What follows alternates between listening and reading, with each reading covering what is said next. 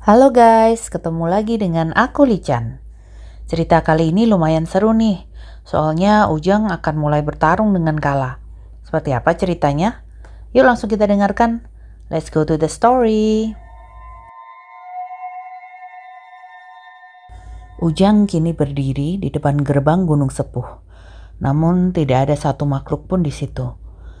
Ujang mulai masuk secara perlahan ke dalam gunung yang gelap gulita.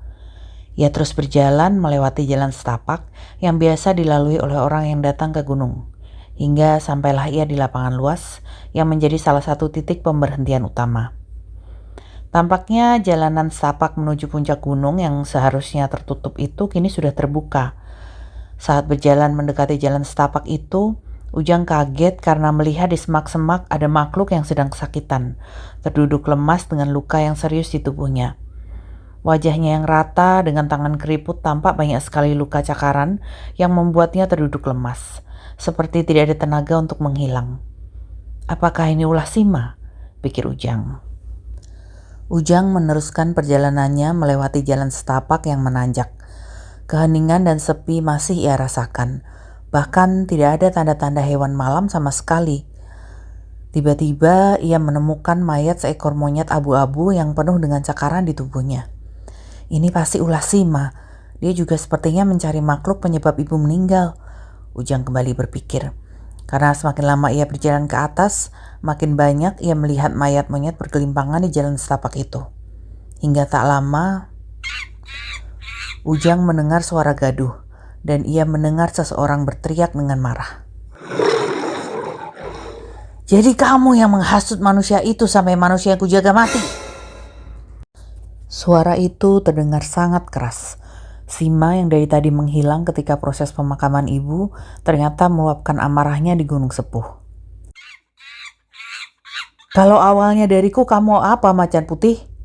Terdengar oleh Ujang suara monyet dengan nada yang berat dan banyak monyet kecil lain saling bersahutan. Ia pun langsung berlari di jalanan yang menanjak itu. Dan ketika ia sampai di atas, ia melihat dua sosok makhluk besar berhadapan. Seekor monyet besar berwarna putih dan sesosok macan putih dengan corak hitam berpandangan. Sima tiba-tiba melompat ke arah monyet besar itu dan mengayunkan cakarnya yang tajam. Sima dan monyet itu berguling beberapa kali ke arah jurang yang menganga. Sima tampaknya tidak dalam posisi menguntungkan. Monyet itu menangkapnya dan sekarang mencekik leher Sima di pinggir jurang itu, mencoba menjatuhkan Sima dari tebing. Melihat hal itu, seketika Ujang langsung berlari untuk membantu Sima. Namun, jangan diganggu Tuan. Kalau Tuan ikut campur sekarang, Tuan dan si macan harus melawan semua makhluk gunung. Soalnya banyak makhluk yang melihat kejadian ini. Tiba-tiba 4 makhluk kecil yang dari tadi siang ada di warung muncul entah dari mana. Ujang melihat ke sekeliling. Di balik pohon besar, memang banyak sekali makhluk tinggi besar menyaksikan Sima bertarung. Dan tampak juga sesosok yang tampak tidak asing sedang bersantai di dahan pohon sambil menikmati cerutu. Sosok yang menjadi sumber masalah di Kampung Sepuh, yang menjadi pemimpin di Gunung Sepuh, Kala. Kala sepertinya sangat menikmati pertarungan Sima dan monyet besar itu. Sesekali ia tersenyum dan bertepuk tangan. Terlihat di belakangnya banyak sekali mata merah menyala dalam kegelapan.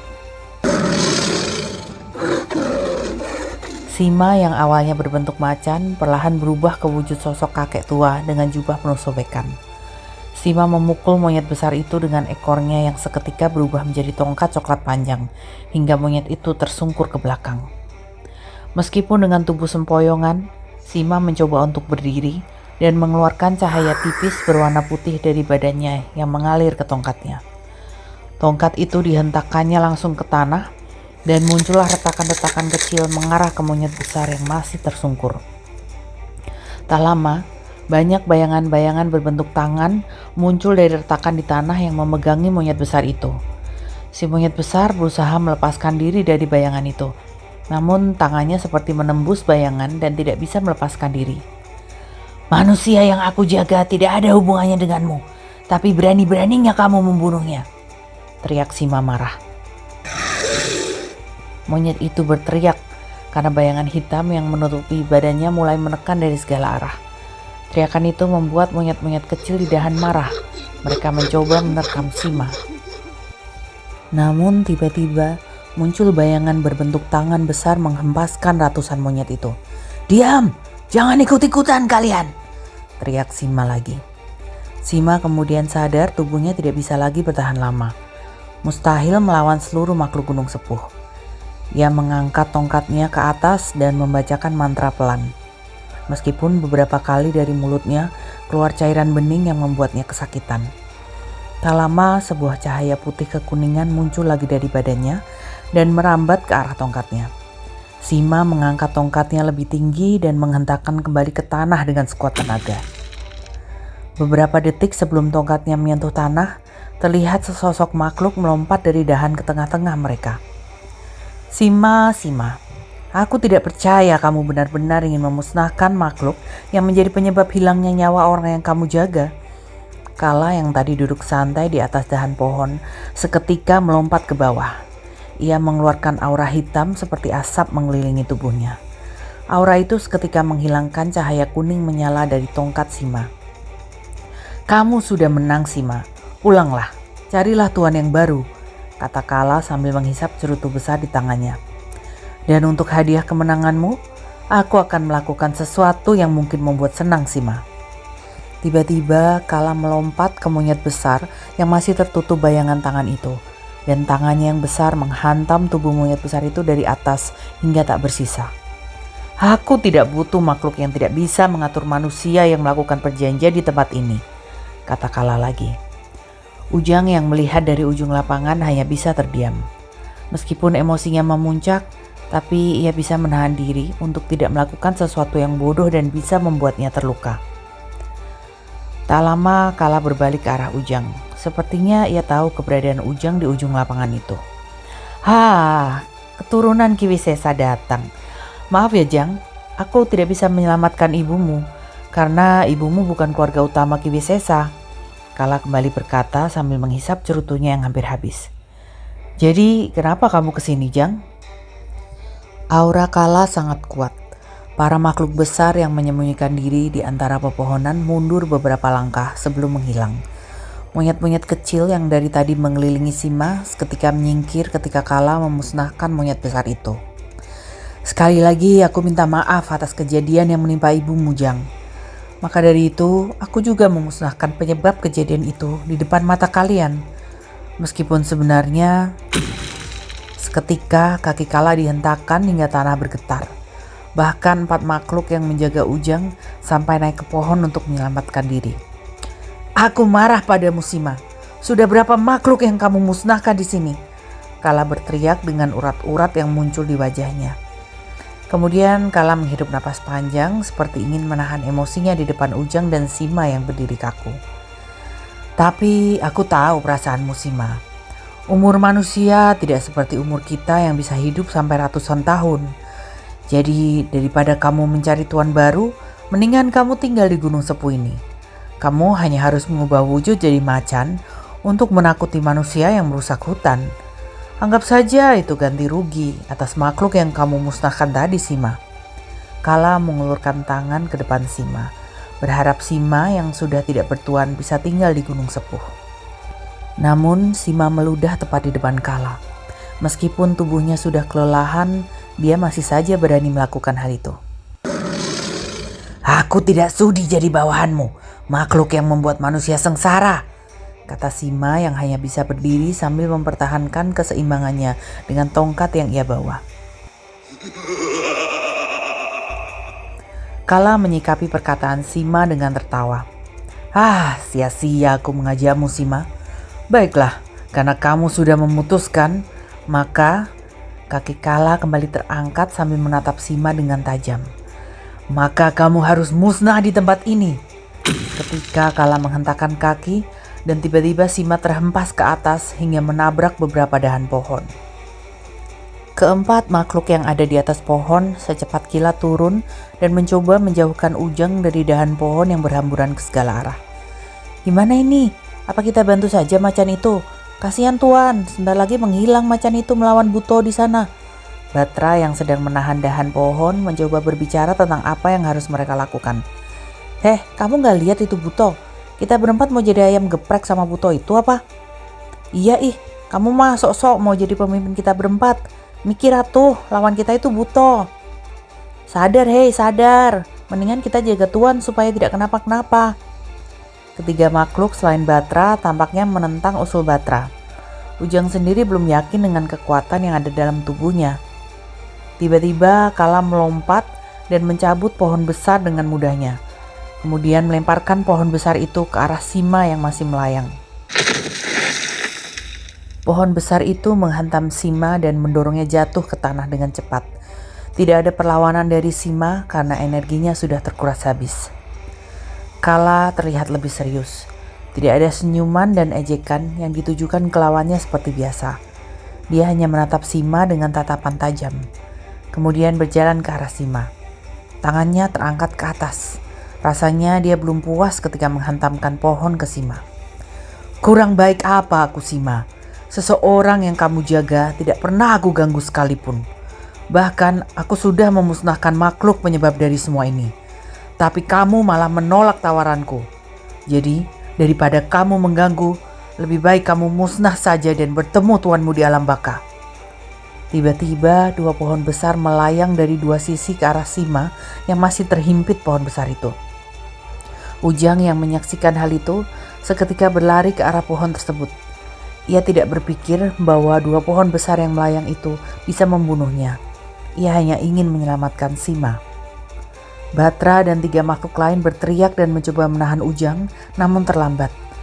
Ujang berhenti tepat di depan pohon yang menghimpit Sima, dan ketika ia berbalik, tampak dua pohon besar itu melayang ke arahnya. Secara refleks, Ujang menutup mata dengan tangan mengarah ke depan. Namun, tiba-tiba tubuh Ujang bercahaya membentuk perisai tipis berwarna biru. Dua pohon yang menabrak Ujang pun berhenti dan jatuh ke tanah. Kala yang masih melayang tak jauh dari tempat Ujang, seketika berteriak dengan marah. Ujang! Jadi kamu mau mati juga di tempat ini? Ujang tidak mempedulikan Kala yang marah itu. Ia mencoba untuk mengangkat pohon besar yang menimpa Sima. Walaupun itu seperti hal yang tidak mungkin dilakukan manusia, namun entah kenapa ia yakin bisa mengangkat pohon itu. Ujang! Kala kembali berteriak semakin marah karena Ujang tidak mempedulikannya. Kamu manusia bodoh Ujang. Kalau kamu sudah tidak peduli dengan perjanjian yang kamu buat, maka aku sendiri yang akan memutus perjanjian ini dengan membunuhmu. Kala mengangkat tangannya lagi. Dan tiba-tiba muncul asap hitam membentuk sebuah bola besar dari telapak tangannya. Asap hitam itu melesat tepat ke arah Ujang yang sedang membantu Sima dan mulai menggerogoti perisai tipis yang mengelilingi Ujang. Namun secara tiba-tiba gelang yang Ujang pakai menyala dengan terang dan melayang di depan Ujang. Kemudian terdengar suara keras mengguncangkan tanah tempat Ujang berdiri dan mengangkat pohon yang menghimpit Sima. Sembah kepada Tuan. Tampak sebuah sosok besar berwarna merah yang pernah Ujang temui berdiri di belakangnya sambil membungkukkan badan. Rupanya makhluk bernama Merah yang pernah dibawa Ki Baa kini tinggal di dalam gelang yang Ujang pakai. Tak lama cahaya dari gelang itu padam dan gelang itu jatuh ke tanah. Ujang segera mengambil dan memasangnya kembali di tangannya. Seketika muncul makhluk lain dari gelang itu yang duduk dan berdiri di antara dahan-dahan pohon hutan yang gelap itu. 4 makhluk kecil yang mengikuti Ujang berdiri tepat di depan Ujang. Mereka semua menatap Kala secara bersamaan.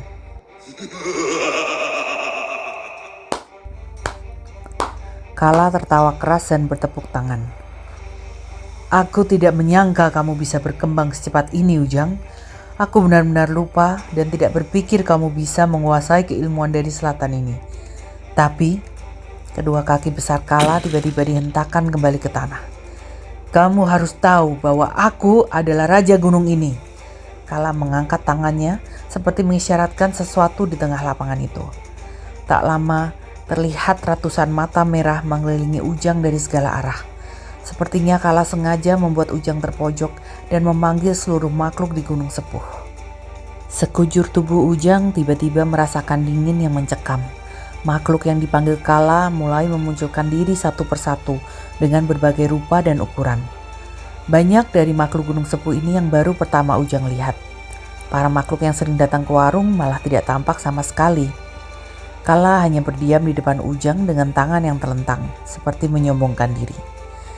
Jadi Ujang, apa kamu kaget melihat semua makhluk di Gunung Sepuh ini? Makhluk yang kamu bawa itu hanya 1/10-nya. Kala tertawa terbahak-bahak. Namun, sesosok makhluk merah melompat dengan sekuat tenaga menerjang makhluk tinggi besar di belakang Kala hingga ambruk mengguncang tanah. Jagain tuan kita, kawal keluar dari Gunung Sepuh. Kemudian makhluk merah itu secara membabi buta memukul para makhluk di kegelapan. Siap bos, si Gusti kita akan jaga. 4 makhluk kecil itu memberi hormat kepada si merah sambil tetap bercanda. Mereka kemudian malah berdebat dan bersuit siapa yang akan membawa Sima. Hingga, bletak, salah satu makhluk berwujud wanita memukul dan memarahi ke-4 makhluk kecil itu. Malah bercanda terus, cepetan jaga tuan kita. Selain kalian berempat, kita semua akan nahan makhluk di sini. Kemudian makhluk itu terbang ke arah makhluk panggilan Kala dan berteriak memekakkan telinga. Para makhluk yang keluar dari gelang tidak sebanyak para makhluk Gunung Sepuh, tapi mereka tampak tidak peduli dan terbang ke segala arah untuk melawan makhluk panggilan Kala. Namun makhluk yang dipanggil Ujang tidak ada satupun yang berhasil menyentuh Kala. Hanya dengan satu kibasan tangan saja, mereka semua terpental ke segala arah. Kala tertawa, wajahnya tampak senang melihat banyaknya makhluk saling bertarung. Ujang tidak mengerti dengan sifat Kala yang mudah sekali berubah. Mungkin hal itulah yang membuatnya bisa mengelabui manusia. Kemudian Kala berjalan ke arah Ujang sambil berkata, "Kalau kamu ingin perjanjian ini berakhir, aku akan mengakhiri sekarang bersamaan dengan akhir hidup keturunan Kiwisesa. Dan ketika kamu sudah tiada, Kampung Sepuh akan aku teror setiap malamnya." Kala mengepalkan tangannya, dahan-dahan pohon yang roboh tiba-tiba melayang dan ujungnya menjadi tajam. Dahan pohon itu melayang secepat kilat ke arah Ujang. Banyak makhluk yang sedang bertarung mencoba melompat dan menahan dahan itu agar tidak mengenai Ujang. Terdengar juga suara langkah kaki si merah mencoba menghalau dahan-dahan dengan kedua lengannya. Namun kakinya ditarik oleh beberapa makhluk besar yang membuatnya terjatuh dan berguling-guling. Ujang hanya bisa melindungi diri dengan tangannya. Apabila Sima masih memiliki energi, mungkin saja ia akan melakukan sesuatu. Namun ke-4 makhluk kecil yang mengikuti Ujang dengan kompak membaca mantra dengan tangan saling bergandengan membentuk formasi segi 4. Tak lama sebuah cahaya putih muncul mengelilingi mereka. Dahan pohon yang runcing itu mendadak patah ketika mencoba melewati cahaya putih itu. Tapi salah satu dari 4 makhluk yang bernama Wala mengeluarkan cairan bening dari mulutnya dan wajahnya tampak kesakitan. Meskipun dahan pohon itu hanya menyentuh cahaya putih mereka, tapi tekanan yang melesat cepat itu sangat berefek pada tubuh mereka. Kala yang menyaksikan itu kembali tertawa lepas. Menarik, menarik. Biasanya bapak dan kakekmu akan membabi buta dengan keadaan ini. Tapi kamu cerdik, Ujang. Kamu bisa memanfaatkan makhluk di sekitarmu untuk bisa tunduk dan setia padamu. Tapi kamu tidak akan mungkin menahan ini. Kala mengangkat tangannya kembali dan pohon besar yang tadi menghantam Sima kini terangkat dan melayang cepat menuju Ujang. Ke-4 makhluk itu tetap teguh menjaga Ujang walaupun mereka sadar tidak bisa menahan pohon besar itu ketika menghantam mereka. Pohon besar itu menghantam ke-4 makhluk hingga mereka berterbangan ke segala arah. Dan saat Ujang melihat ke atas, tampak pohon besar meluncur yang akan menghantam Ujang. Namun hanya sepersekian detik sebelum pohon itu mengenai Ujang, tiba-tiba pohon itu meledak dari dalam dan serpihan kayunya berhamburan. Ledakan itu membuat Ujang terpental kembali, dan Sima yang masih tidak sadarkan diri terlempar jauh dan menghilang entah kemana. Ujang jatuh di antara semak-semak, namun anehnya ia tidak terluka dan tidak merasakan sakit karena ada aura biru mengelilingi tubuhnya saat itu. Rasa percaya diri mulai tumbuh dalam diri Ujang setelah ia kembali berdiri dan melihat tubuhnya yang tidak terluka. Ia melihat kedua tangannya yang bercahaya biru itu. Kemudian ia berjalan perlahan mendekat kembali ke arah Kala. Saat ia melihat Kala sedang lengah, tangan dan kaki Ujang secara tiba-tiba bergerak seperti sedang melakukan bela diri silat. Mulutnya bergumam dengan sangat pelan, dan tak lama angin berhembus ke arah Ujang. Tangan dan kaki Ujang secara luwes mengikuti angin kencang itu bersamaan dengan daun-daun yang bergerak dengan irama sesuai tangan dan kakinya. Namun sepertinya Ujang terlalu lama membiarkan tubuhnya bergerak sendiri. Tiba-tiba sebuah bayangan besar berbentuk tangan membuat Ujang jatuh ketika menimpanya. Meskipun tubuhnya tidak muncul luka, tapi rasa sakit tetap ia rasakan. Terlalu lama, Ujang. Apa kamu berniat mengumpulkan energi di tanganmu itu? Mendingan kamu menyerah, pulang dan jaga warung seperti biasa. Kala berjalan ke arah Ujang. Ia pun tidak menyangka Ujang bisa membuatnya cukup kewalahan hingga ia harus membawa makhluk gunung sepuh untuk membantunya. Namun sebuah ucapan spontan keluar dari mulut Ujang. Aku tidak sudi menjaga perjanjian ini. Aku harus memutuskan perjanjian meskipun aku mati di tempat ini. Tiba-tiba dari tangan Ujang muncul lagi cahaya biru yang lebih terang hingga membuat Kala terpental. Tapi sepertinya apa yang ia lakukan tidak membuat Kala terluka. Dengan secepat kilat, Kala tiba-tiba melayang dan menjatuhkan diri ke Ujang yang masih terkapar di tanah. Tulang Ujang seperti remuk mendapatkan hantaman dari atas sehingga membuatnya kesakitan. Kala tiba-tiba terbang lagi ke atas dan menjatuhkan dirinya lagi ke badan Ujang, membuat Ujang merasakan sakit yang luar biasa. Aura tipis yang melindungi Ujang perlahan menghilang terkena hantaman tubuh Kala yang besar itu. Sekali lagi Kala terbang tinggi ke atas. Kalau kamu masih belum menurutiku, lebih baik kamu... Tiba-tiba Kala terpental menabrak pohon. Ujang yang masih merasakan sakit berusaha menggerakkan kepala untuk melihat siapa yang melemparkan Kala. Di dekat Ujang, tampak sesosok makhluk berpakaian putih bersih yang tersenyum pada Ujang. Tak lama terdengar teriakan Kala. Kenapa kamu menggangguku, Mandala? Sesosok makhluk yang berwujud kakek tua berbaju putih panjang berdiri tepat di samping Ujang. Seperti layaknya seseorang yang sangat bijak dan berilmu tinggi. Mandala, kata Ujang dengan pelan. Tubuh Ujang sudah tidak bisa digerakkan. Sepertinya ada beberapa tulang yang patah meskipun ia masih sadar. Ki Mandala menoleh ke Ujang sambil tersenyum. Meskipun kamu sudah didukung para makhluk di sisimu, sepertinya tubuhmu belum mampu menghadapi Kala sendirian. Jadi, secara tiba-tiba terjadi ledakan di ujung lapangan. Terdengar suara dari semak-semak yang bergerak. Tak lama Kala berjalan keluar dari semak-semak itu secara perlahan. Matanya kian merah penuh kemarahan dan asap hitam keluar dari mulutnya yang bertaring. Mau apa kamu kesini, Mandala? Anak itu sendiri yang datang dengan sombongnya ke gunung ini untuk memutus perjanjiannya. Kala berkata dengan marah. Sudah cukup, Kala, kata Ki Mandala sambil menjulurkan tangan ke arah Kala. Sebuah cahaya putih terang tiba-tiba muncul dan menembus asap hitam yang dikeluarkan Kala dan membuat lapangan itu menjadi terang benderang. Namun Kala hanya tertawa melihat Ki Mandala. Berani-beraninya kamu menyuruhku, Mandala. Anak bodoh tidak tahu diri ini sudah menentangku sebagai Raja Gunung. Semua makhluk dan manusia daerah ini harus tunduk kepadaku. Ki Mandala yang awalnya tenang tiba-tiba berteriak. Cukup! Hati anak ini sudah hancur ditinggalkan orang yang dia sayangi. Teriaknya dengan penuh kemarahan. Namun Kala tidak bergeming. Kemudian ia mengangkat tangannya ke atas dan tak lama terdengar banyak sekali serangga yang muncul membuat lapangan itu semakin ramai. Kalau Ujang tidak mempan dibunuh secara langsung, aku akan kirimkan penyakit dari serangga-serangga ini. Secara tiba-tiba serangga itu terbang ke arah Ujang dan Ki Mandala. Serangga kecil yang membawa penyakit atau racun di dalam tubuhnya.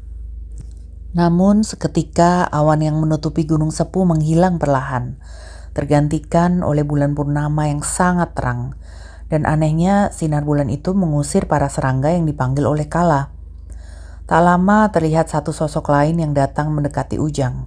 Sosok wanita tua dengan kucing hitam yang setia menemaninya, melayang turun dari atas diterangi oleh sinar bulan. Kucing hitam itu duduk di atas punggung Ujang. Dan Ujang merasakan aura hangat yang membuatnya tenang.